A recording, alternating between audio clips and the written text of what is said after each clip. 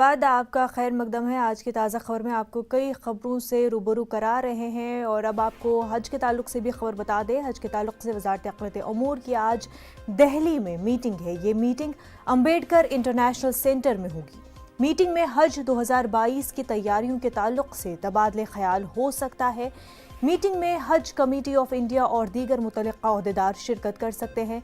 ये मीटिंग हज 2022 को लेकर अहम हो सकती है क्योंकि कोरोना वायरस की आलमी वबा के पेश नज़र सऊदी हुकूमत की जानिब से जो पाबंदियां तकरीबन 1.5 साल पहले लगाई गई थी वो अब ख़त्म हो चुकी है। ऐसे में हज के लिए मुंतज़रीन का इंतज़ार अब ख़त्म हो सकता है। दिल्ली से हमारे नुमाइंदे खुर्रम शहजाद हमारे साथ जुड़ चुके हैं। खुर्रम, काफ़ी अहम मीटिंग होने जा रही है। बिल्कुल मुनाज़ा, देखिए सऊदी अरब में जिस तरीके से अब कोरोना की वजह से पाबंदियां आई थी और बाहर के जो मुतमिन थे या थे वो नहीं जा पा रहे हज करने के लिए, सऊदी अरब से तरह की परवाजों को रोक रखा था। और हाल में अभी भी ममालिक हैं जिसमें हिंदुस्तान, बांग्लादेश, पाकिस्तान, मलेशिया, तुर्की, ये तमाम ममालिक शामिल हैं। इनके जो लोग हैं उनको अगर जाना है, अगर मुलाजमत के लिए भी जा रहे हैं तो उन्हें किसी मुल्क में 14 दिनों तक क्वारंटाइन करना पड़ता है।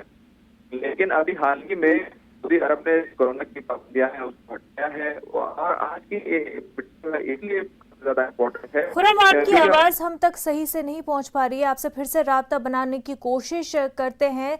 तब तक नाजरीन को बता दें एक बार फिर कि हज के ताल्लुक से वज़ारत अक़लियत उमूर की आज दिल्ली में मीटिंग है और ये मीटिंग अम्बेडकर इंटरनेशनल सेंटर में होगी। मीटिंग में हज 2022 की तैयारियों के ताल्लुक से तबादले ख्याल हो सकता है। इस मीटिंग में हज कमेटी ऑफ इंडिया और दीगर मुतल्लिका ओहदेदार शिरकत कर सकते हैं। आपको बता दें कि ये मीटिंग हज 2022 को लेकर काफी अहम हो सकती है क्योंकि कोरोना वायरस की वजह से आलमी वबा के पेश नज़र सऊदी हुकूमत की जानिब से जो पाबंदियां तकरीबन 1.5 साल पहले लगाई गई थी वो अब खत्म हो चुकी है। खुर्रम हमारे साथ जुड़ चुके हैं। खुर्रम, आप अपनी बात मुकम्मल करें।